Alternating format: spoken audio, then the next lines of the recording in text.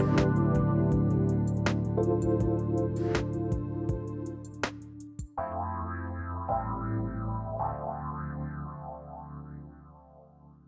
everybody, welcome. It's so great to have all of you tune us in and turn us on.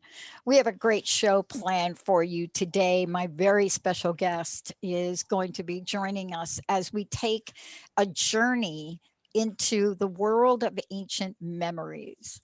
And what does it mean to have the awakening of these memories? And so that's what Dena Merriam is joining me here today. But before we jump into that, I want to say hi to Mr. Benny. Hi, Benny. How are you? Doing awesome as usual. And yourself? I'm pretty good. I am really ready to go here because there's some things that happens in our lives where we just can't explain it. There are things that attach us to past memories that just show up. You know, for example, this morning I was talking to Linda and I had a memory of something that happened in my childhood.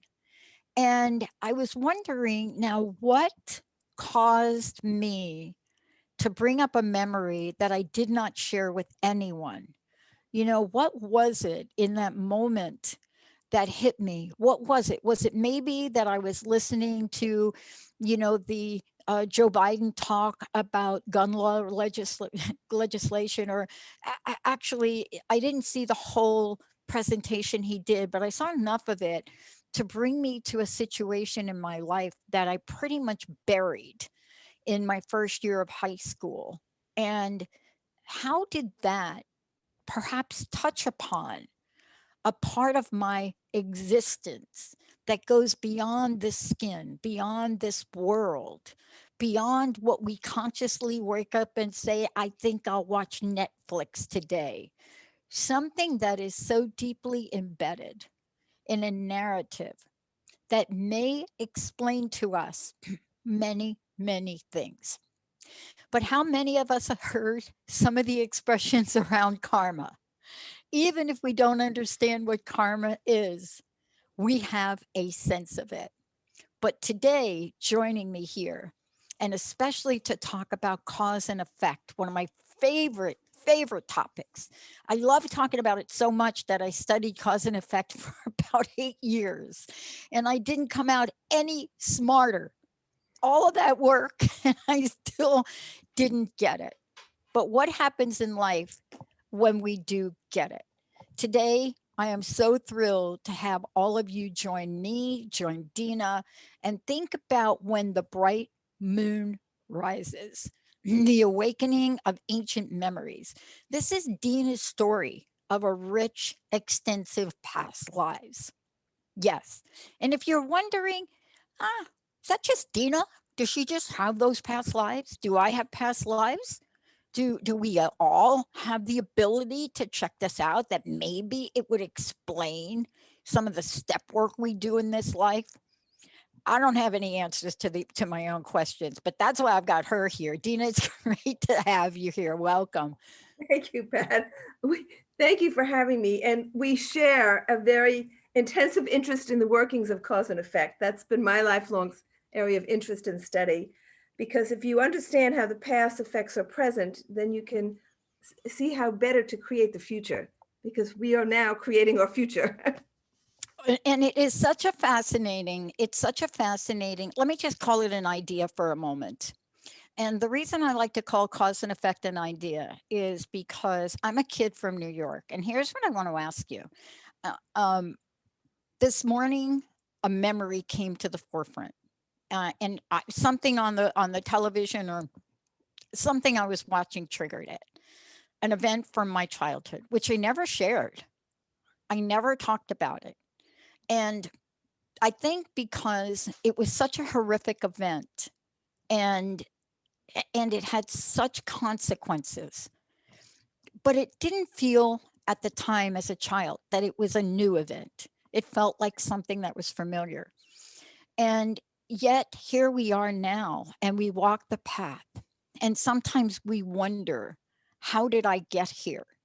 And how will I get to where I want to go? And I want to ask you this question because this is a beautiful book. And there's so many things I want to talk with you about, especially the curse. But for you, What was, if you could pinpoint it, what was that one moment? Should we call it an aha moment? Should we call it a tipping point? Should we call it maybe something that was extracted by ancient aliens to really bring a level of awakening? But what was that moment in your life, whenever that was, where you knew you had to take this path? When I knew I had to, well, I was about 20 when I was in college, and somebody in college, a friend in college, first handed me a book called Be Here Now, which was written by Ram Dass. He had Oh, just come yes. to India. And I read the book. I think I was a freshman in college, and I immediately went to see him. He was speaking in Boston, Cambridge, where I was in college. And then a few weeks later, somebody handed me Autobiography of a Yogi. And as soon as I saw Yogananda's picture on the front cover, I recognized him. That's my guru. And so I began to meditate, and I began the study of spiritual laws. And I had always intuitively felt that we're eternal beings. It didn't make sense to me that we come out of nothing and disappear. I mean, that just didn't make sense, especially if you know the law of physics. Energy transforms but doesn't disappear. So, I had only flickers of where I might have been, and then it wasn't until I'd been meditating for about 20 years when I began to have shocking revelations of very concrete memories of my past birth and then the birth before that, going back in time. And it was overwhelming, actually. It's not a light matter, because it's not just saying, oh, I lived in India and I was this and that. We experienced some of the emotional challenges and traumas. And so it was quite confusing for me at first. And it took me many years to work my way through it. And that's how I got on this path. And then I wanted to know more and more. I want to know my whole history. I want to know everything. I want to know where I came from. What have I experienced? And then what am I meant to do now? Where am I going? What lies ahead? And so my energy recently shifted from the past to the future, because we are laying the blueprint for our future. We can do that either unconsciously or consciously. That's our choice. Either we do it unconsciously or we do it in a more directed way. And what I love about this is, people that may take a look at the book and may think this is fascinating. I want to take this journey. What is Dena referencing? How is she doing that? And when you realize that this is you, that this is your journey, that you have connected dots. This is my language now. Connected dots, because that's the way I think about things, right? I'm very down to earth, really street smart at some levels. And so for me, I love being able to speak with you. And at the same time, as I go through the book, I see, oh, that, oh, now that, oh, now that. And what I want to ask you about is there's such richness in reaching back to understand where we are today, to reach back to those previous lives. It is so enriching. And yet, at sometimes, how do we make sense of it? Because I'm really struck by how you weave this together, especially talking about other cultures, right? I guess. I mean, it's interesting because how this came about, this particular book, Yeah. is that I have two lives. I'm a writer, and I'm also an activist, and I have Yep. a nonprofit where I do a lot of environmental work, mostly around climate change. So I've been in this climate change space for 12, 13 years. Yep. I wonder why. Why am I so interested in this? Why is this a central theme in my life? And I'm also a student of history. And I know that about 11,000 BCE, there was a huge phenomenon where the glaciers began to melt. The glaciers up until then covered half of America, North America, most of Europe. And then there was a meteor, something like that, and the glaciers began to melt. So this is not the first time we're experiencing the melting of the ice. Right. That was it. But it also, according to the Eastern view of history, that was a Satya Yuga. It meant a time when there was greater harmony on the planet. So I thought, in a time of great disruption, what does that mean that it was in a higher age? Why did that happen in a higher age? And so I really began a meditation on this time period. And then I was in India, and I began to see like a movie of this story that I tell, which was about the 9th century. So it's the ice melted over a period of time. You know, the oceans rose 400 feet. Land masses were covered. The migrations, I mean, the human population was small, but that's when the forests came out. Before that, so much of the water was locked in ice. There was not a lot of precipitation, not a lot of forests. And so I was combining this scientific event with what I know from the yogic tradition, which is that the rishis at that time were bringing down the wisdom of the Vedas, and they were helping societies come into settlements because a new chapter was opening for human society. There was going to be more settled societies along rivers because the rivers fed life.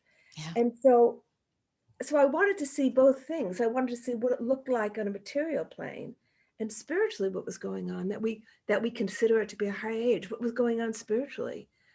And so those were the things that kind of that were leading me into this process of having these memories awakened. I mean, I call them memories. Somebody else might say I'm channeling, you know. Yes. Yep. I've thought about that, and I said to myself, you know, it doesn't really matter. I'm seeing what I see. That is exactly the let's just call it the ending that I came to. If you want to talk cause and effect, right? You know, whatever it is, you do see what you see, and you experience that seeing the way you experiencing whatever you want to call it, right? Yeah.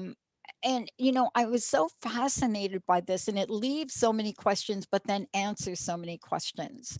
I was struck by, first of all, how far back. I was struck by that.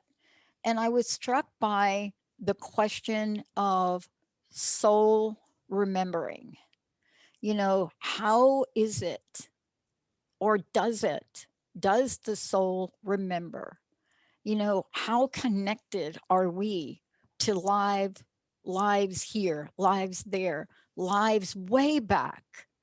And it always leaves the question of, what are we bringing forward in this life that we certainly should have paid attention to in a past life? And we're going to take a break. When we come back, Dena Merriam joining me here today. When the Bright Moon Rises, the Awakening of Ancient Memories. And there's so much here. But when we come back, I want to talk with you, Dena, about this journey, this leg by leg by leg, and how it brings us to a level of wisdom. And then how may that awakening alter the way we move forward in life? A lot of questions, a lot in the book. Why was I drawn to the curse? Who knows? We're going to take a short break. We'll be right back.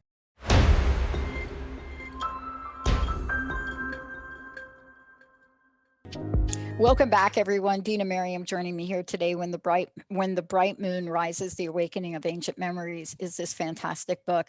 And you do get to take a journey. And I was speaking with Dena during the break, and I was fascinated as I was reading the book and reading, you know, Dena, your journey in the book. I was fascinated by pointing to moments in my own life and pointing to more questions than answers. And I shared a little bit about watching this documentary, or, you know, historian version of Nero in Rome. And I started to ask myself questions, and I wanted to talk with you and about this book and share this with the audience, because the book really brings us to this place as we follow your journey on how one is shaped in the world we live in today, and how those past memories, in fact, either guide us, direct us, or even help shape us today and for the future. And can you talk about your awakening to your own karma and what you may have discovered about the cause and effect of your own life. You know, in all the lives that I've recollected, I see a part of myself that's remained. So I identify, I see that I've grown and that I'm no longer that person, that personality, but I also see the things that have remained. Sometimes there are interests, like in the second part of When the Bright Moon Rises, I describe the life of a woman poet, an unknown poet, but she was married to a very famous poet. And I've always had an interest in poetry. I used to write as a child, and then I stopped when I got onto the spiritual path. As I'm writing this book, I get up in the middle of the night and suddenly I'm writing poetry again. I was shocked. I had written poetry in 40 years. But that part of me had never died. It just got put aside because I had to attend to other things. The most prominent force that's been with me is this quest for spiritual knowledge. But there are other things about my personality that have come into play. Another very prominent theme. I've seen themes that have stayed with me through a number of lifetimes that I'm trying to resolve in this lifetime. So there's the theme of not having confidence in myself as a woman, which has been a prominent theme in my life, more in the recent lives that I've had than going far back in time. And so I was forced to overcome that in this life and ended up founding the Global Peace Initiative of Women, which was a global platform for women. When I founded that, I had no idea that I was completing work that was, hundreds of years, been in process of getting to this point. So each life you take you make a little progress. Hopefully you're making progress until it finally, you have enough awareness that you can bring it to fulfillment. So when we think of karma, we think of people that we've known. I've had karma with this person. It's either challenging karma or it's easy karma. You can guarantee if you have a very beautiful, loving relationship with someone, it's not the first time you've been together because that takes time to develop. It may be the third time you're together. You have a very challenging relationship. Clearly that challenge has come from the past. You have the choice. You can resolve it now or you can resolve it in the future. It's as simple as that.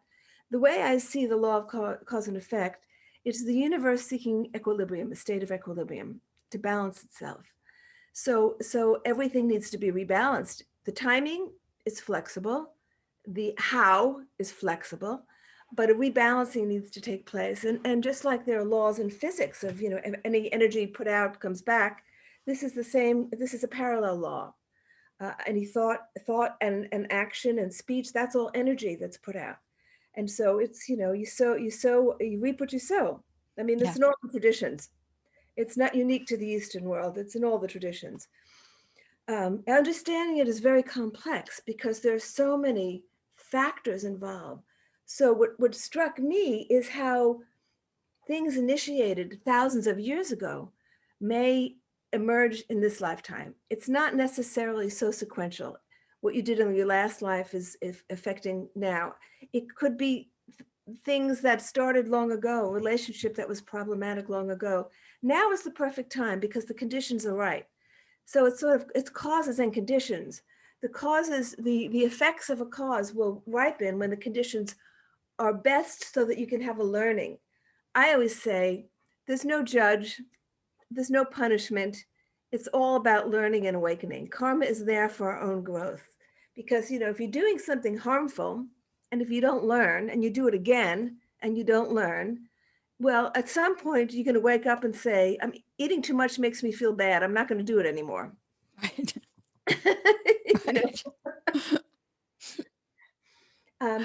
So it's about learning. And, it's been, for me, it's been a mind-blowing experience, actually, to see the way karma works itself through. So, the way a love initiated. I mean, I say that this book, the book When the Bright Moon Rises, is really a love story. Yes. It's about a love that was initiated that couldn't be fulfilled, that found its fulfillment so many thousands of years later through the help of many divine personalities. And I think one of the things that always overwhelms me is how much help we all receive. Yeah. There are many guides and protectors, and it's all for our own Yeah. benefit and growth. There's nothing to harm us. It's not to punish us. It's to help us grow in understanding. So if we take our lessons as a growth opportunity, then we can progress. If we take it as a victim, we're the victim, no matter what it is, woe is me, why did this happen to me? Then you don't learn what you need to learn. Mm. And so these things will be repeated in different fashions until you realize what the lesson is, what that particular lesson is that you need to learn. And, I want to talk with you about this when we come back, because, I've heard so often, and I'm sure you have too, when people look at their lives today and, and other people's, right, look at their lives today. As a matter of fact, one of the folks from my high school reunion who contacted me a couple of years ago, first of all, asked me, are you really still alive? And the question had to do with what she remembered of me during those years. Like, you would be the least likely person to make it in life past 21. That's basically what she was saying. And the second part was, is this you doing what I see on the internet? How did that happen to you? How did you come to be this positive and this vehicle for other voices? And I have to tell you, I want to talk about this when we come back. I didn't have a great answer for her. I didn't have an answer, but as I was reading your book and I looked at the connection between, the powers of mantra and how attracted I am to ancient Sanskrit, and just over and over, just saying some mantra that I honestly don't pronounce correctly. Sarah Main, who is our resident Sanskrit expert, helps me with that, but it doesn't matter. But the thing I want to just check in with you on, which I think is so powerful and unexpected in our lives sometimes, is our spiritual growth. This is a love story, but it's a love story with powerful, in my opinion, powerful spiritual lessons that get accumulated and brought forth. And sometimes people are the least likely folks to be doing stuff in the world today. But I'm like you. I was handed Ram Dass's book, Be Here Now. I actually got to interview him. It was one of the best interviews I've ever done. But I was handed his book too. And it took me about 5 reads to really get it. And then 10 years later to actually try it on. When we come back, I want to talk with you, Dena, about the importance of recognizing these moments of spiritual, what I call spiritual ecstasy, those moments that seem fleeting, but you have an epiphany. Something touches you, your heart, your mind, your soul, that gives you a new perspective. I want to talk about these moments of growth that we bring forward. But what happens if we don't look back and we question our lives and we have more unanswered questions than answers? When we come back, how do we connect the energies of our past with what we are meant to do today and in the future? We're going to take a short break now, because if you look at the work, that Dena is doing, if you see what she is creating, you understand sometimes that we create these things in our lives because we are so connected to a pathway that sometimes we can't see from our past. When we come back, we're going to be talking about our spiritual growth, and we're going to be talking about practices and beliefs that are so important to our evolution. We'll be right back.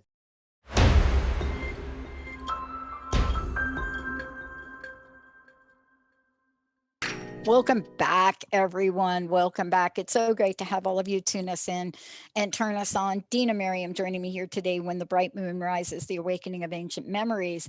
But beyond this book, it is true. Dena's an activist, like big time. And we're going to talk about right now in a minute how you go from really experiencing your past lives and spiritual growth. How does that, or is that a cause to an effect in this world where you create an amazing organization? Dena, how do people find out more about you, but also how do they get a copy of your book? Well, the book is on Amazon. And so if you type in books by Dena Merriam, this latest one, When the Bright Moon Rises, will come up. So it's just go on Amazon, books by Dena Merriam. I have a website, which is my organization's website, the Global Peace Initiative of Women. And so the website is gpiw.org. And we have a Facebook page. The Global Peace Initiative of Women has a Facebook page.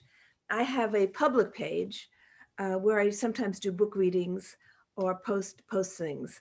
I'm going to be doing a book reading from another book, from my previous book called The Untold Story of Sita next week.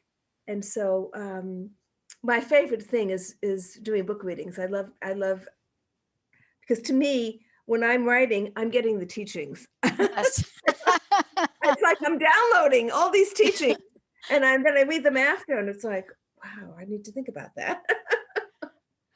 You mentioned earlier about mantra. Yes, I did. Yeah. And in this earlier stage of human society, there was no writing. Writing was not needed because the memory was so much more refined than it is today, that these thousands and thousands of Vedic poems were all memorized, and speech was taken very seriously. Speech and mantra, and it was known that, it says even in the Abrahamic tradition, in the Bible, in the beginning was the word. What is the word? Vibration. Yeah.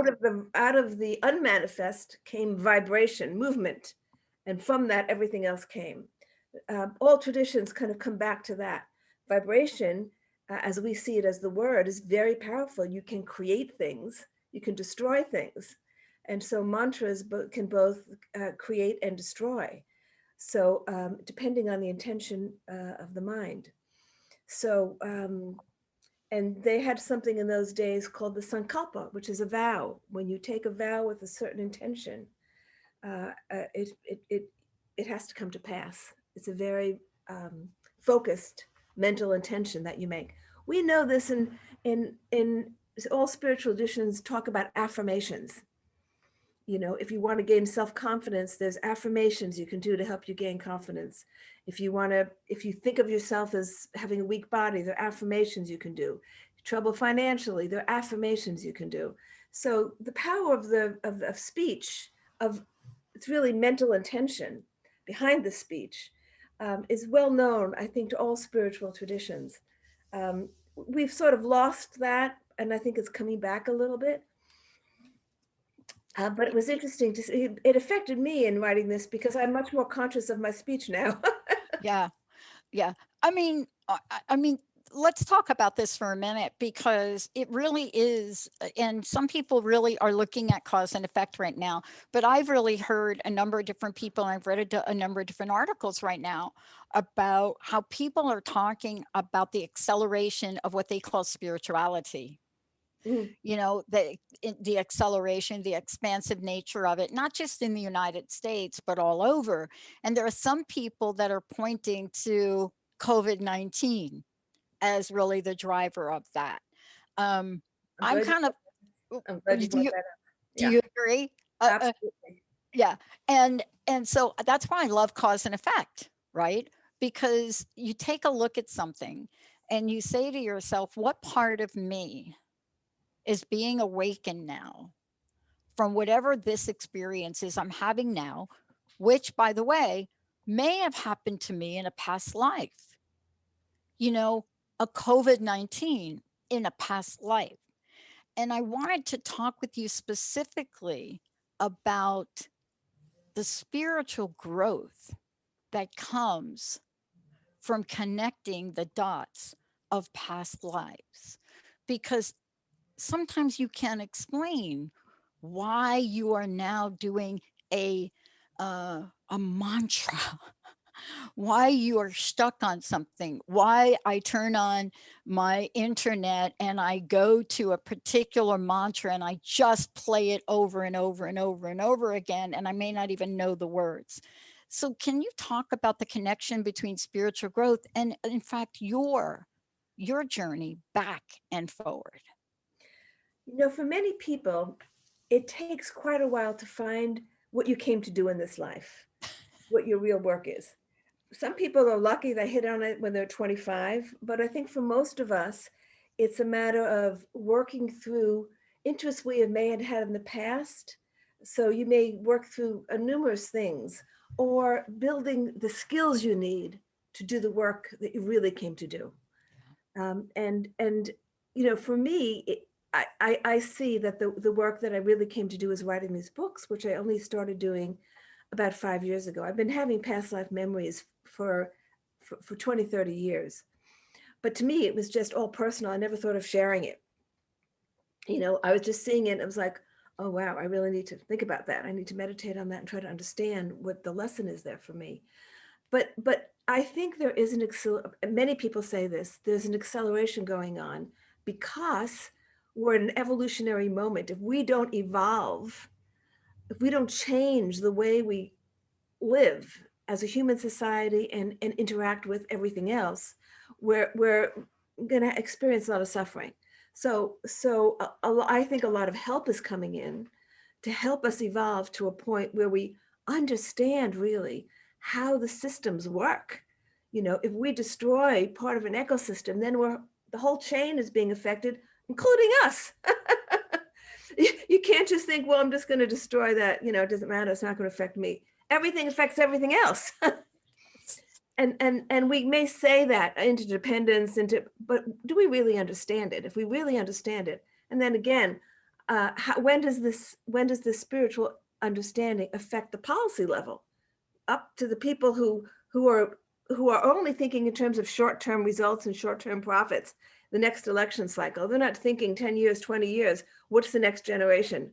They don't even have the capacity to think, what are we leaving for the next generation? It's by the election cycle. I got to get elected again. So we have to change this. We have to start expanding our vision. And there are certain qualities that we have to cultivate as human beings now. And so I think there's an acceleration. I think many more people having past life recall, whether it's as specific as me or not, whether it's your Nehru seeing the downfall of Rome, there's a lesson in there. You're seeing the destruction of a civilization, 1,500 years ago. And why are we seeing these things? Because we're in a transitionary moment. We can go through this transition in a more painful or less painful way. Yeah. And our work is to try to make it as least painful as possible. And there's so many aspects of it, it could be overwhelming, which is why we have to kind of look locally, take one step at a time. What can we do today? And a lot of it has to do with our mental attitudes, because the mind is very powerful. We don't realize how powerful our minds are. And I want to ask you about this, because these are awakenings. That's like a big awakening when you get to the place.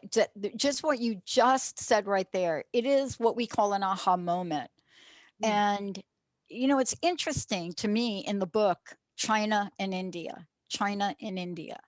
And I'm fascinated by this for the latter part of my life, because I play a sport called table tennis.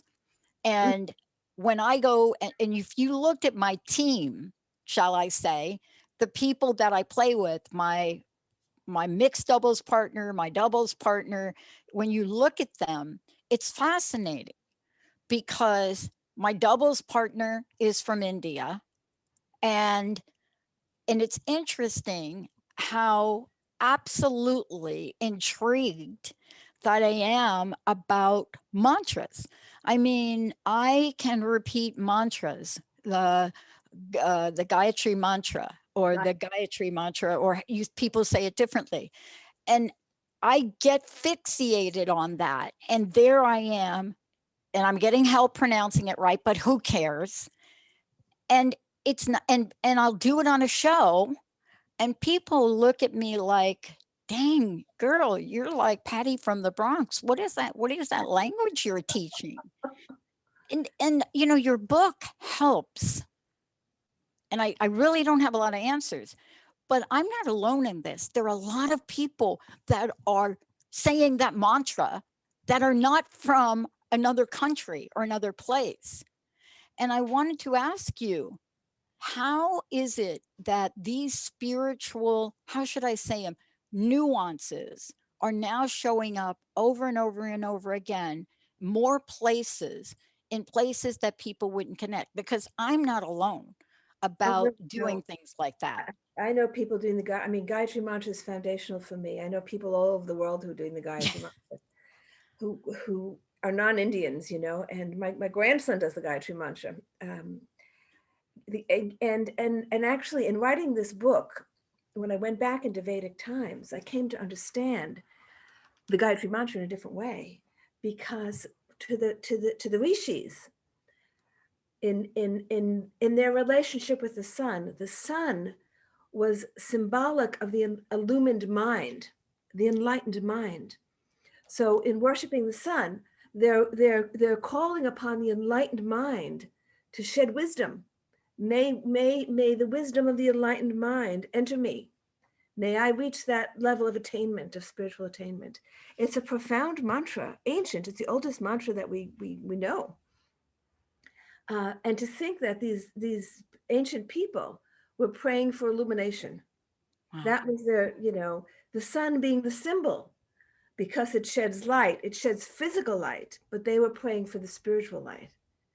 And so many of the hymns and poems of the Vedas are about spiritual light.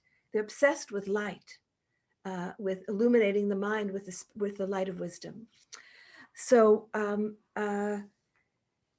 you know, the mantras are very, very, very powerful, affecting the internal change. And then the outer change only comes about when we have the internal change. You know, I work with a lot of young activists, and I bring together young activists with spiritual mentors, because when you've lived when you've lived many, many years, you realize that the change has to come from inside. Yeah.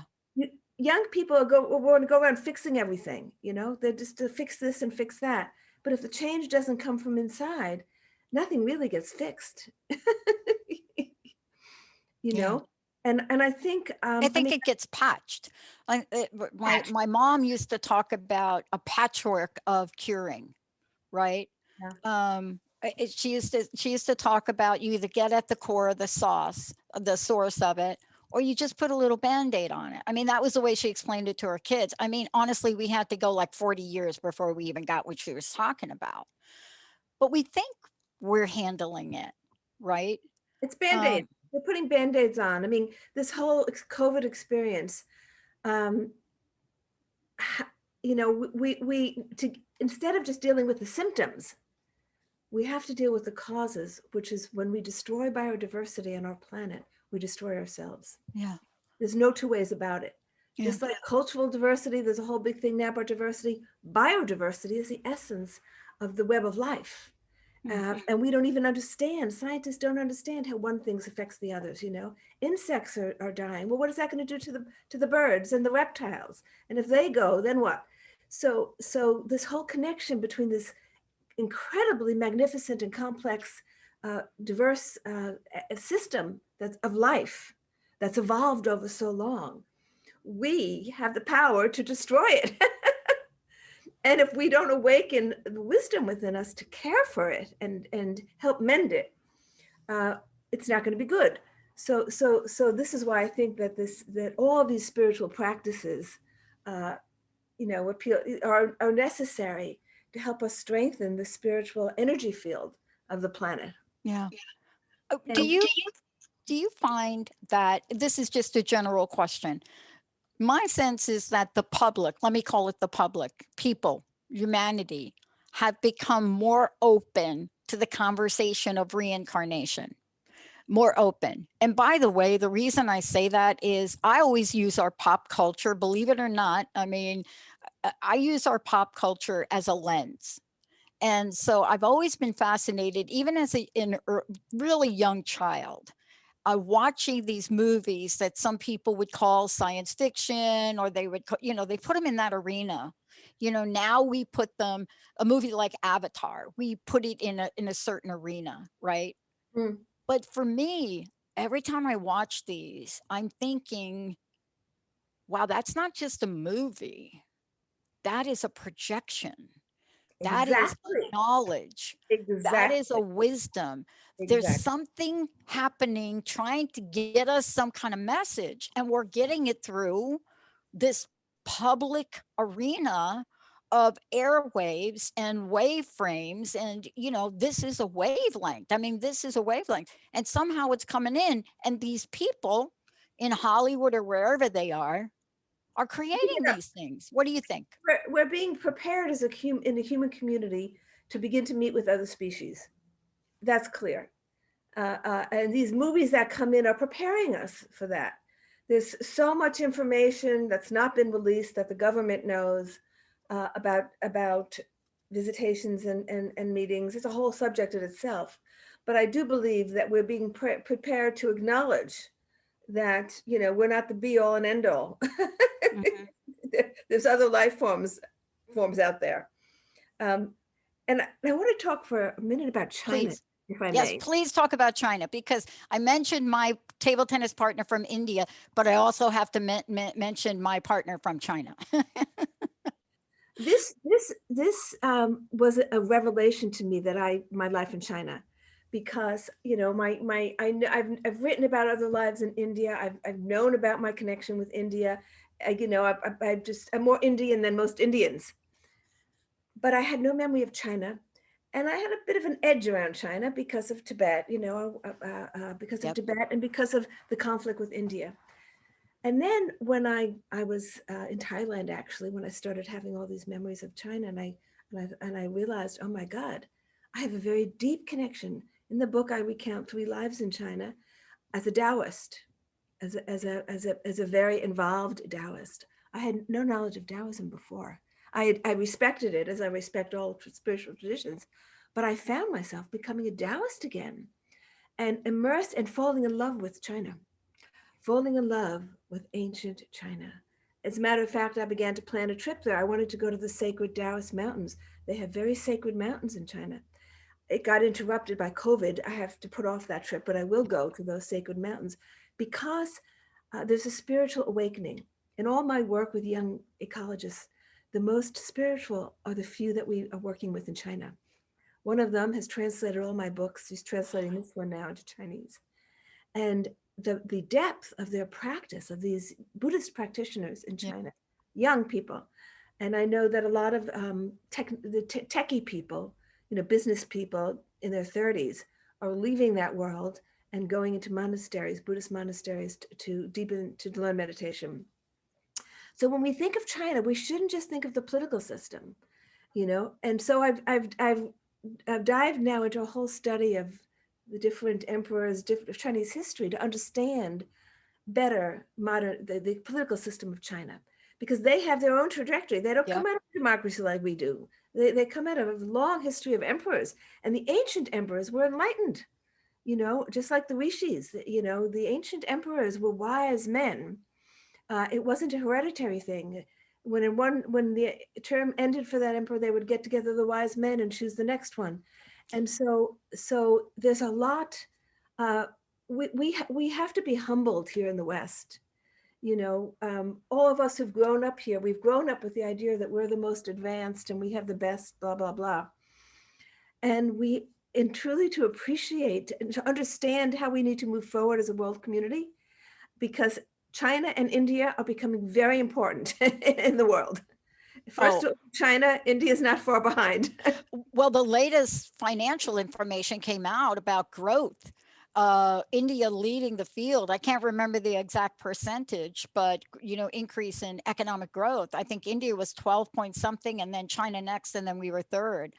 And yet at the same time, we're really looking at the appreciation of both of those cultures. We see it in the way we're looking at the restaurants that show up and the food and the practices. I mean, there's no mistake how we're fascinated in the Hollywood Bollywood. And yet here we are today. And some things connect us so deeply to our past.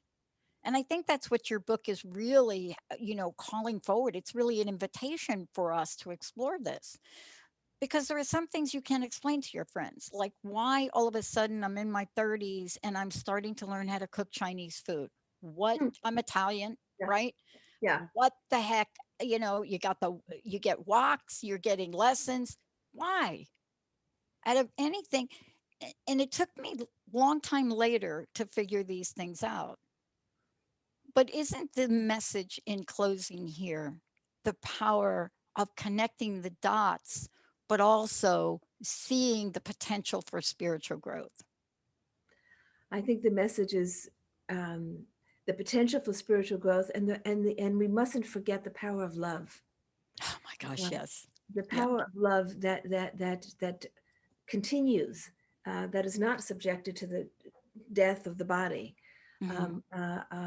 People we love, we meet again. Those who we can't see, where there's a love relationship, are with us. The power of love is the strongest force in the universe, and connecting with that, I think that's the most important thing that we can do is fill ourselves, because our problems will be solved the more we connect with that power of love. The more we'll be able to know what to do when. Dena, again, thank you for today. How do we find out more about you, and how do we get a copy of the book? And thank you so much for all you do. Thank you. What's your website? The website is gpiw.org. You can find me on Facebook, Dena Merriam public page, and you can go onto Amazon and find books by Dena Merriam. And we are going to end the show today. Thank you, Benny, for doing this with the Gayatri mantra. Thank you so much, everyone. We'll see you in a minute.